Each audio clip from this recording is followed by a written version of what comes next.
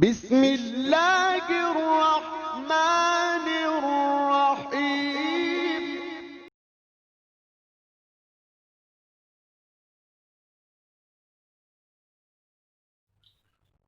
آج سے تقریباً 1400 سال سے زیادہ وقت ہو چکا ہے۔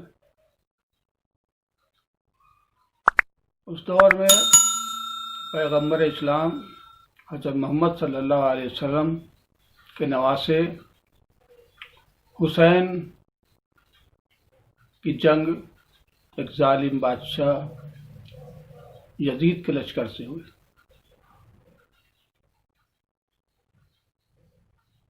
یزید ایک ظالم بادشاہ تھا جس نے خلافت کا اعلان کر دیا تھا۔ اسلام میں خلیفہ کا مطلب ہوتا ہے کہ اب وہ اسلام کے قوانین کو رائج کرے گا اور جو کچھ بھی قوانین وہ رائج کرے گا اس کا وہ ذمہ دار ہوگا۔ اب ظلم اسلام کا حصہ نہیں، ناانصافی اسلام کا حصہ نہیں، اور ایسی بہت سی چیزیں تھیں، بہرحال وہ تفصیل میں نہیں جانا چاہوں گا۔ اس یزید نے امام حسین سے چاہا کہ ان کے ہاتھوں پہ بیعت کر لیں تاکہ تصدیق ہو جائے کہ جو اسلام یہ پھیلا رہا ہے وہ درست ہے۔ کم سے کم حضرت محمد صلی اللہ علیہ وسلم کے گھر آنے کا کوئی شخص اس کی تصدیق کرے گا۔ امام حسین کو یہ منظور نہ تھا، انہوں نے اس سے انکار کیا۔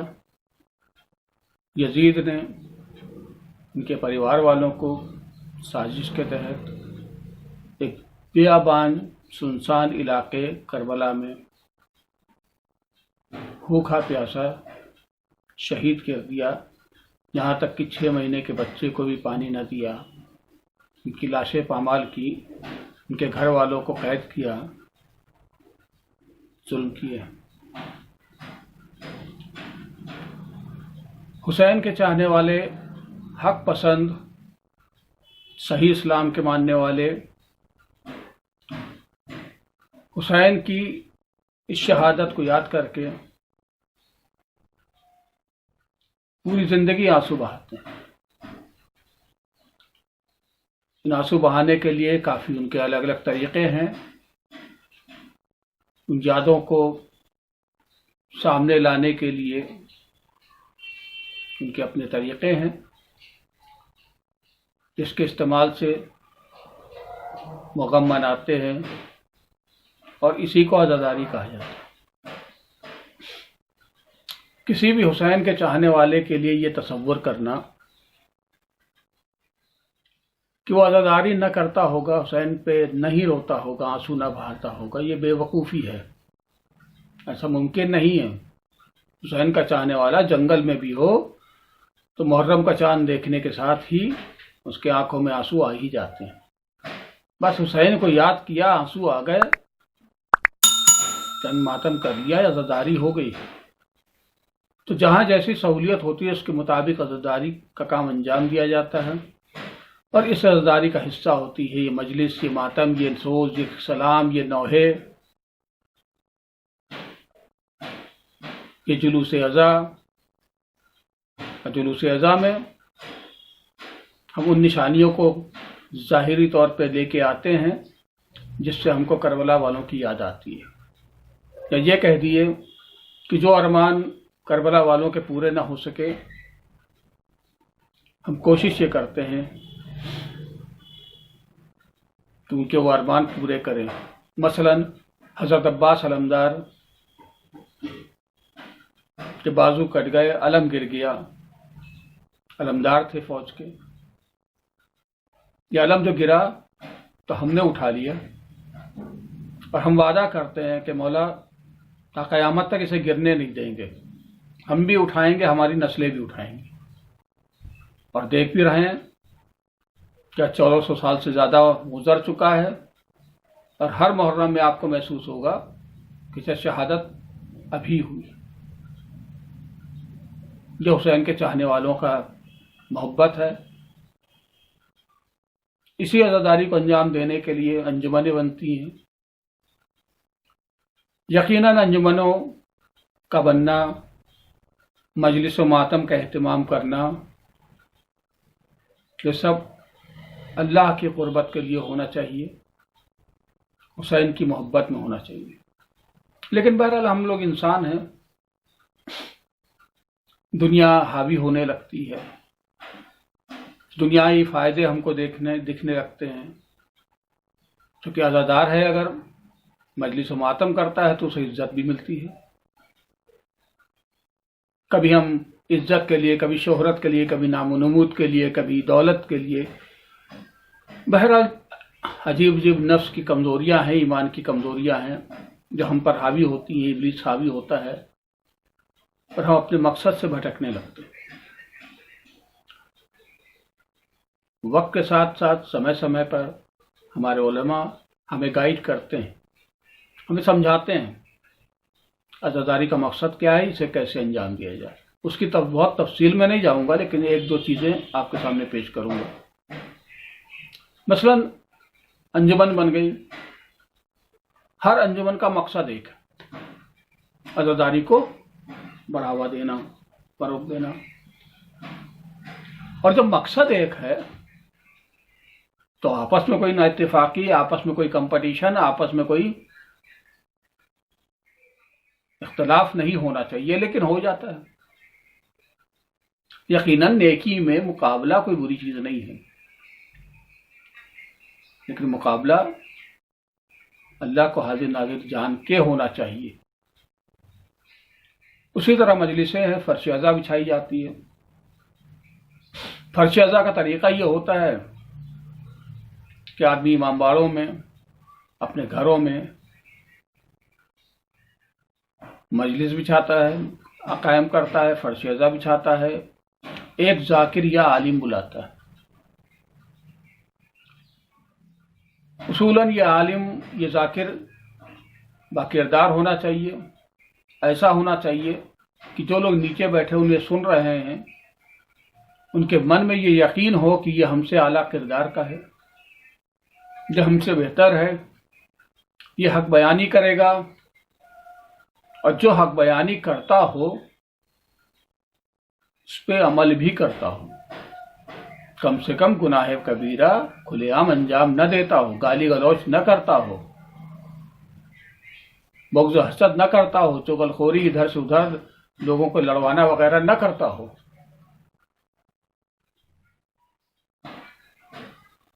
اور اگر ایسا نہ ہوا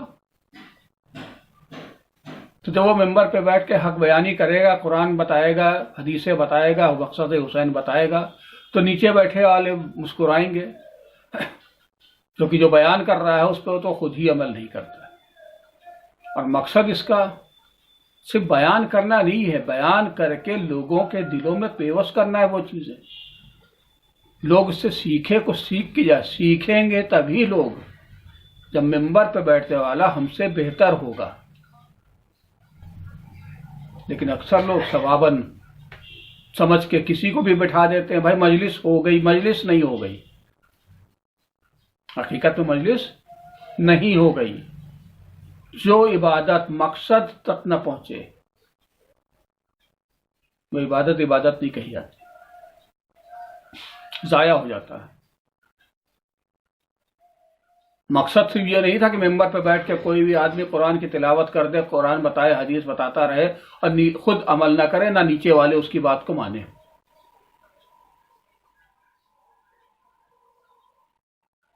ورنہ بھائی لوگ ڈاکٹر کے پاس کیوں جاتے ہیں؟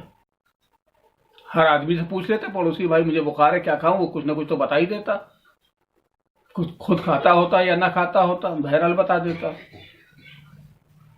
نہیں، عقل مند ہے ہم، اللہ نے عقل دی ہے، اس لیے ہم اس سے سیکھتے ہیں جس سے اپنے سے بہتر سمجھتے ہیں. تو بہرحال ذاکر یا عالم کو جان پہچان پہ نہ لائیں کہ صاحب ہمارے گاؤں کا ہے، جاننے والا ہے، انصاف کریں. اچھے سے اچھا عالم، اچھے سے اچھا ذاکر جو اویلیبل ہو، جو مناسب ہو، جو موجود ہو، اسے ممبر دیں. اور سیکھیں، اور اگر نہ ملے تو بہتر یہ ہے کہ مصائب حسین ہر شیعہ کو یاد ہے، ہر حسین کے چاہنے والوں کو یاد ہے، کسی کو بھی بٹھا کر کے مصائب حسین سے بیان کرے اور اس کو گریہ کرے۔ تو پہلی چیز تو ممبر۔ دوسرے، ہمارا ایمان ہے، ہمیں یقین ہے کہ جب ہم فرش ازا بچھاتے ہیں، امام وقت امام زمانہ آتے ہیں، امام سجاد آتے ہیں، حسین کی ماں بی بی فاطمہ زہرا آتی ہیں، اور ہم پرسہ انہی کو دیتے ہیں۔ ہم اس پہ یقین ضرور کرتے ہیں، لیکن اکثر فرش ازا پر موجود نہ رہ کے مجلس کے دوران ٹہلتے ہوئے رہ کے ہم بتاتے ہیں کہ اگر یہ شخصیتیں سچ میں ہوائی ہوتی تو ہم سڑکوں پہ نہ ہوتے، ہم بھیڑ لگائے ہوتے کہ نہیں ہم پہلے بیٹھیں گے، ہم پہلے بیٹھیں گے فرش ازا پہ، تاکہ بی بی فاطمہ کی دعائیں ہمیں ملیں۔ ہم فرش ازا پہ نہیں بیٹھتے، ہم ذاکر کچھ پڑھ رہا ہے، ممبر سے کچھ ہو رہا ہے، ہم سن رہے ہیں، نہیں بھی سن رہے ہیں، ٹہل رہے ہیں، کرسیوں بیٹھے، اکثر گپ مارتے رہتے ہیں۔ اور جو فرش ازا پہ بیٹھتے بھی ہیں تو دماغ ذہن اکثر وہاں نہیں رہتا ہوتا، کیونکہ ہمارا تصور ایک غلط ہے کہ فرش ازا پہ بیٹھ گئے تو ثواب ہزاری ہو گیا۔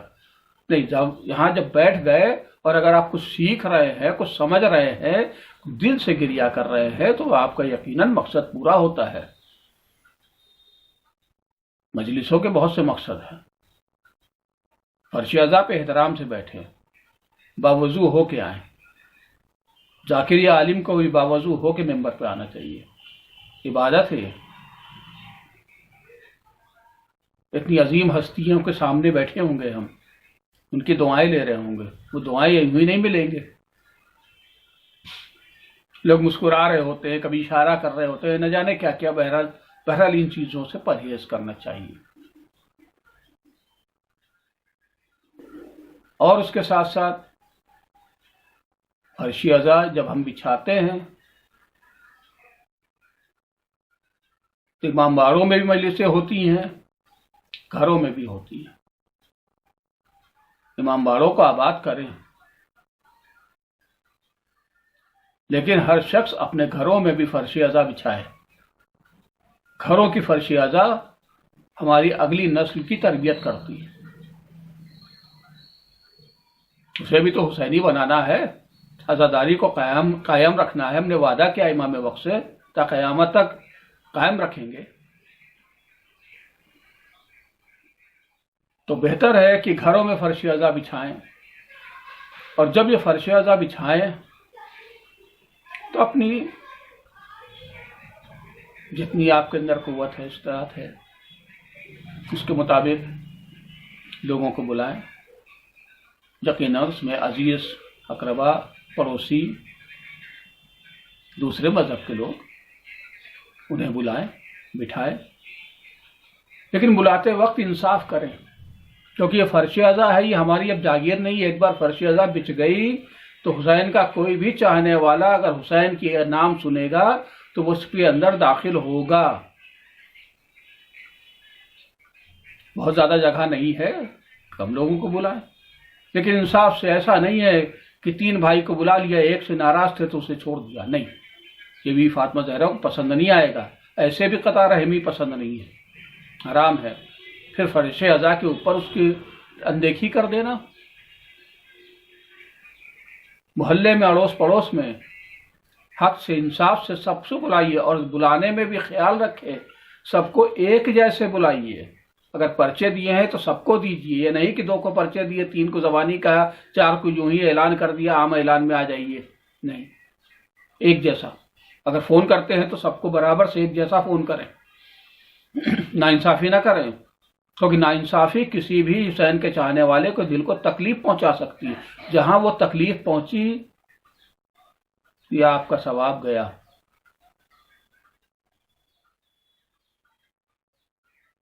فرش ازا پر اکثر دیکھا گیا ہے،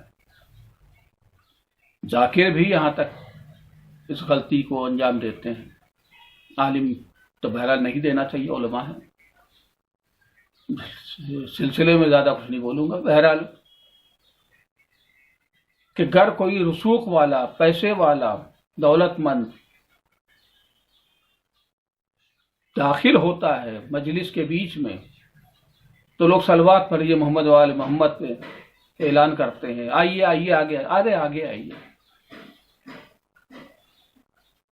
اگر کوئی بزرگ یا غریب داخل ہوتا ہے تو بیچارہ جگہ ڈھونڈ کے اپنے حساب سے بیٹھ جاتا ہے، کوئی توجہ بھی نہیں دیتا۔ یہ امیر غریب کا فرق فرش اعضاء پہ نہیں ہونا چاہیے، نہ فرش اعضاء پہ ہونی چاہیے، نہ نماز جماعت میں ہونا چاہیے۔ لیکن افسوس کی بات ہے کہ دنیاوی ہو چکے ہیں ہم۔ جس نے دولت کی وجہ سے کسی کی عزت کی وہ مشرک ہے، شرک کرتا ہے۔ علم کی وجہ سے عزت کریے، بزرگ ہے تو بزرگوں کی وجہ سے عزت کریے۔ کپڑے کوئی معنی نہیں رکھتے، عہدے رسوخ کوئی معنی نہیں رکھتے۔ یہ عہدہ، یہ رسوخ، اس کا غرور، یہ دولت کا غرور، یہ نشہ ہے۔ یہ نشہ کر کے نہ آئے، نہ اس کا نشہ کرنے والوں کو بہت زیادہ عزت افزائی کریں۔ فرش اعضاء بچھی ہے، ہر شخص آئے گا، ایک برابر ہے، جہاں چاہے گا وہاں بیٹھ جائے گا۔ ہاں علماء ہے، یقیناً آگے بٹھائیے، کیونکہ علم ہے، بزرگ ہے، یقیناً آگے بٹھائیے۔ علماء میں بھی نہ کریے فرق، علم دیکھیے، رسوخ نہ دیکھیے۔ بہت پاپولر ہیں، بہت بڑے لیڈر ہیں، علم اتنا نہیں ہے چاہے، اور اس سے زیادہ علم رکھنے والا عالم آیا تو ہم اس کو پہچان نہیں رہے، ہم ان نیتا جی کو آگے بٹھا رہے ہیں۔ نہ کریے ایسا، فرش اعضاء کے مقصد کو پامال نہ کریے۔ کم سے کم نیکی کریے تو خلوص سے کریے، قربتاً اللہ کریے، قابل قبول کریے۔ ثواب تبھی ملے گا جب مقصد پورا ہوگا۔ جب مقصد دنیاوی ہو جائے گا تو بہرحال ثواب کم بھی ہو سکتا ہے، ختم بھی ہو سکتا ہے۔ اسی طرح تبرک بانٹتے ہیں، بہت دستور عجیب عجیب شروع ہو گئے ہیں۔ اکثر دو دو جگہوں سے الگ الگ تبرک بانٹے جاتے ہیں۔ کچھ انوائٹیز کو، خاص انوائٹیز کو اچھے اچھے مہنگے تبرک دیے جاتے ہیں، کچھ لوگوں کو عام دیے جاتے ہیں۔ نہ کریے۔ تبرک میں ایک ریوڑی چلے گی، جو استطاعت ہے وہ چلے گا۔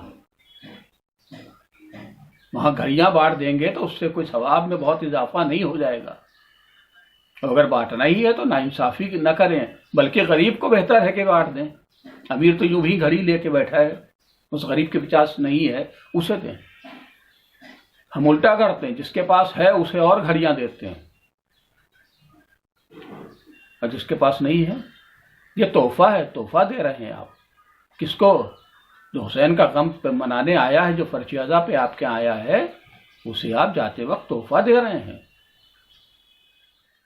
عالم کا بھی، ذاکر کا بھی تحفہ جو دیتے ہیں نا، تو تحفہ دیجیے، نہ وہ مانگے نہ آپ قیمت ادا کریے۔ قیمت نہیں ادا کرتے آپ، قیمت تو آپ ادا بھی نہیں کر سکتے ذکر حسین کا۔ تحفہ دیجیے، تحفہ ایک جیسا دیجیے۔ وہ بڑے والے مولانا آئے تھے، ان کا تحفہ 40,000، اور یہ چھوٹے والے آئے تھے 500 نہیں۔ تحفہ ایک جیسا دیجیے۔ تحفہ اپنی صلاحیت کے مطابق دیا جاتا ہے، اپنی حیثیت کے مطابق دیا جاتا ہے، نہ کہ سامنے والے کی شکل دیکھ کر،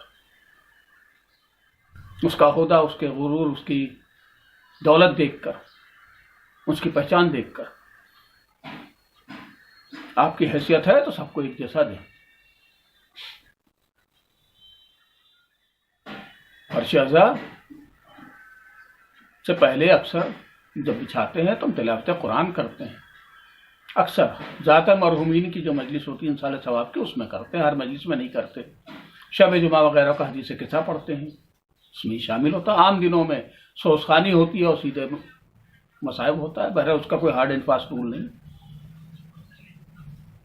لیکن قرآن کی تلاوت کرنے کے لیے کوئی بھونڈی آواز والا نہ بٹھا دیجیے گا، منع ہے یہ، اس کا حکم ائمہ طاہرین نے نہیں دیا ہے کہ آپ بھونڈی آواز کو نہ بٹھائیے۔ آواز ایسی ہو کہ لوگوں کو کھینچے۔ غلط الفاظ کی بات تو اور ہے، بھونڈی آواز بھی نہیں ہونی چاہیے۔ اسی طرح نوحہ، مرثیہ وغیرہ اپنے اپنے انداز میں ہونا چاہیے، بہتر سے بہتر انداز میں پیش کیا جائے۔ بہرحال مختصر یہ ہے کہ اس پہ کبھی اور بات کروں گا. فرش اعضا کے کچھ آداب ہیں، تفصیل میں بیان کروں گا، 30-40 آداب ہیں. کوشش کریں کہ ان پہ عمل کریں، فرش اعضا بچھائیں، حسین کو خوش کریں، حسین کی ماں کو خوش کریں. حسین کی ماں کو لگے کہ نہیں، اس نے خلوص کے ساتھ، محبت کے ساتھ فرش اعضا بچھائی ہے، اور ہمارے پالنے والے کو لگے کہ اس نے ہمارے بندوں میں فرق نہیں کیا. جب اللہ نہیں فرق کر رہا ہے، ہر ایک جس کے بھی آنسو بہیں گے اس کو ثواب ایک جیسا دیتا ہے خدا، امیر کو زیادہ نہیں دے دیتا، وہ ایک جیسا دیتا ہے.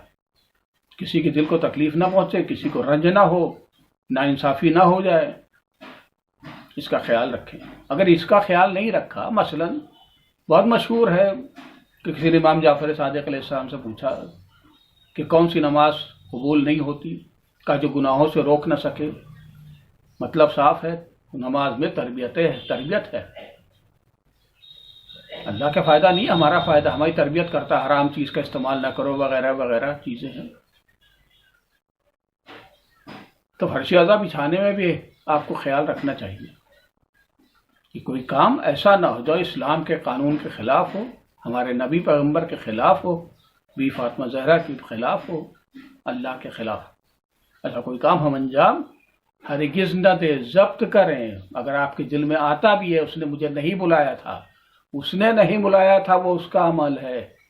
ہم بلاتے ہیں کیونکہ ہم فرش اعضا خلوص سے بچھاتے ہیں. تبرک مقابلے میں نہ بانٹیں، اپنی حیثیت کے مطابق بانٹیں، اچھا بانٹیں. لیکن اس لیے نہ بانٹیں کہ فلاں صاحب نے 4 شیرمال بانٹی تھی تو ہم 6 شیرمال دیں گے، نہیں، ضائع ہو جائے گا. اور جو بھی دے دیں اور راہ خدا میں دے دیے گا.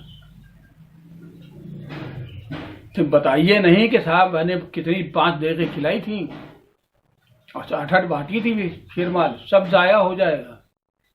ظاہر نہ کریے گا، کیونکہ آپ جس کو دے رہے ہیں اسے نہیں دے رہے ہیں، کہ حسین کی محبت میں دے رہے ہیں. حسین کی محبت نہ ہوتی تو سامنے والا اگر آپ سے 10 شیرمال مانگتا تو آپ کہتے ہیں نہیں بھائی یہ کیا میں بانٹنے کے لیے بیٹھا ہوں. نہیں، آپ حسین کی محبت میں دے رہے ہیں. بہرحال اکثر اور بیشتر ایسے مسائل میں معجزات بھی ہوتے ہیں.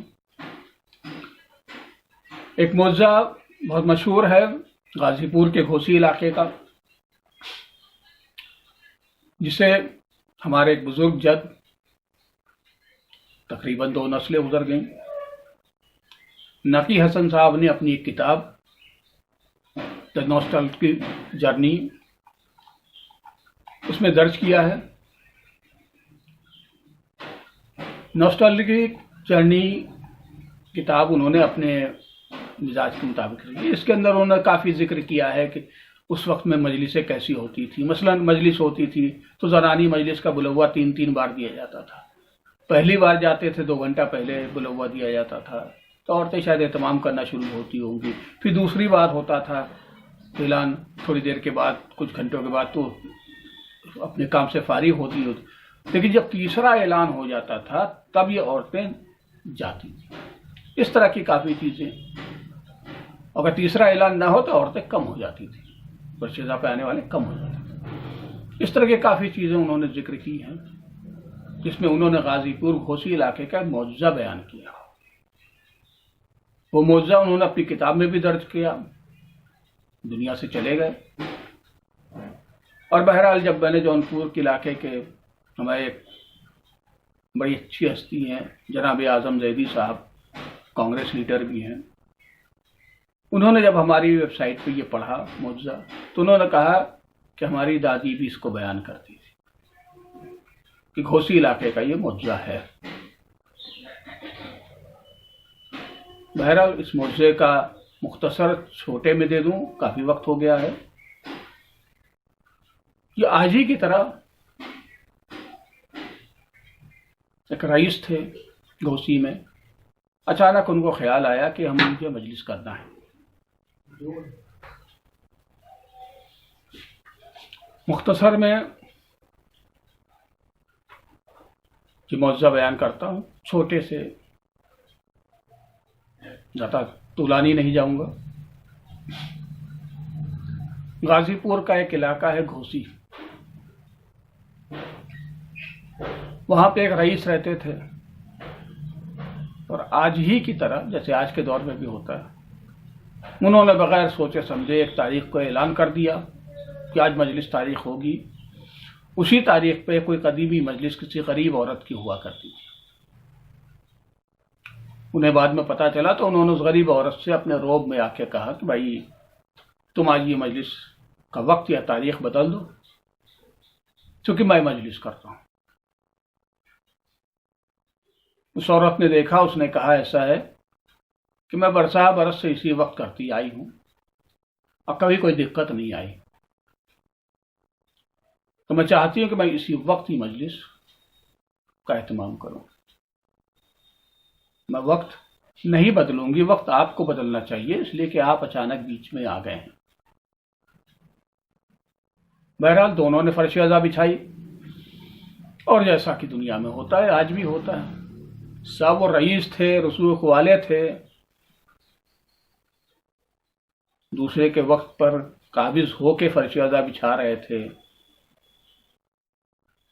مقصد فرش عزا کا نہیں ہو رہا تھا پورا، محبت و خلوص لاپتہ تھی، پھر بھی مجمع انہی کے ہاں پہنچا، اس غریب عورت کیا کوئی نہ پہنچا۔ کچھ لوگ تھے، 2 3 4 جو شاید اس کے گھر والے رہے ہوں قریب، وہ موجود تھے۔ ایک ذاکر تھے پڑھنے والے، انہوں نے کچھ پڑھا۔ وہ مومنہ رنجیدہ بیٹھی تھی، افسوس میں تھی کہ ہمارے یہاں اس بار کوئی نہیں آیا، کہ مصائب شروع ہونے والا تھا کہ اچانک لوگوں نے دیکھا کہ جو روشنی اس نے کی ہوئی تھی وہ کم ہو گئی ہے۔ لالٹین کی روشنیاں، پہلے بتی جلتی تھی، اس کی روشنیاں کم ہو گئی، اور اچانک اتنا مجمع ہوا، زنانی مجلس تھی، اتنا مجمع ہوا کہ وہ دیکھتی رہ گئی۔ کالے لباس میں بہت سی عورتیں آئیں، اور گریا ایسا ہوا کہ آج تک کبھی گریا اس نے اپنی مجلسوں میں نہیں سنا تھا۔ اور یہ گریا وغیرہ ہونے کے بعد جب مذاہب ختم ہوا، مجلس ختم ہوئی، تو وہ لوگ جتنی بھی تھی وہ درود و سلام پڑھتی، دعا دیتی ہوئی چلی گئی، اور اس کے بعد اس کے علم سے مشہور ہے کہ ایک شعاع، ایک روشنی، ایک نور نکلتا تھا۔ اب اس معجزے کی خبر پوری جگہ، گاؤں میں، گاؤں ہوتا بڑی تیز پھیل گئی۔ اب جو پھیلی تو وہ رئیس صاحب جو تھے اور رئیسزادے، ان کو گھبراہٹ ہوئی کہ کچھ تو گڑبڑ ہو گیا ہے۔ وہ آئے، اس مومنہ سے معذرت کی، معافی مانگی، اور بہرحال جیسے غریب کا دل بڑا ہوتا ہے، اس نے معاف کر دیا۔ یہ معجزہ آج تک مشہور ہے، اور اس کے بعد پھر کبھی کسی نے اس گھوسی گاؤں کے اندر اپنی امیری، اپنی دولت، اپنا روب دکھانے کی کوشش نہیں کی۔ یہ معجزہ بتا رہا ہے کہ فرش عزا بچھانے پر کسی غریب کی تکلیف کو خیال رکھیں، اس کے دل کو درد نہ پہنچائیں، اپنی شان، اپنی دولت، اپنے رسوخ کا استعمال فرش عزا بچھانے نہ کریں، مجلس حسین میں تو قطعی نہ کریں۔ میرا خیال ہے کہ یہ معجزہ عبرتناک ہے، لوگ فکر کریں گے۔ میرا کام صرف فکر دینا ہے، جبر نہیں ہے۔ جبر اللہ نہیں کرتا ہے تو ہم سب کیا کریں گے؟ بس فکر دینا ہے، فرش عزا کا اہتمام کریں، پورے خلوص سے کریں، بغیر کسی کا دل دکھائے کریں۔ بس اسی کے ساتھ دعاؤں میں یاد رکھیے گا۔